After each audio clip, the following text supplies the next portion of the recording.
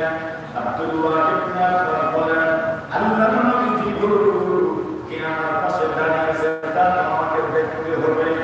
আল্লাহর নবী মুহাম্মদুর রাসূলুল্লাহ সুদা সুদা দাঁড়ানোর মতো সাহস আমি আব্দুল্লাহ এখনো হয় নাই। সুবহানাল্লাহ।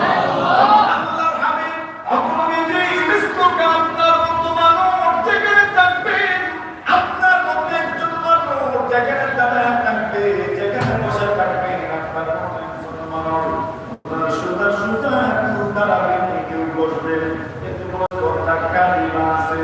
আল্লাহর নবী বলেন আপনি তো আমাকে সুদাই দান করিয়েছেন, কিন্তু আপনি নবী আপনি আমার পাশে থাকবেন আর আমি আপনার সুদা দাঁড়াবো, এত বড় স্পর্ধা আমার হয় নাই। আব্দুল্লাহ ইবনে আব্বাস বলেন আল্লাহর নবী সেই দিনও আমার জন্য দোয়া করেছেন, আল্লাহ আমার আব্দুল্লাহকে এই আদবের কারণে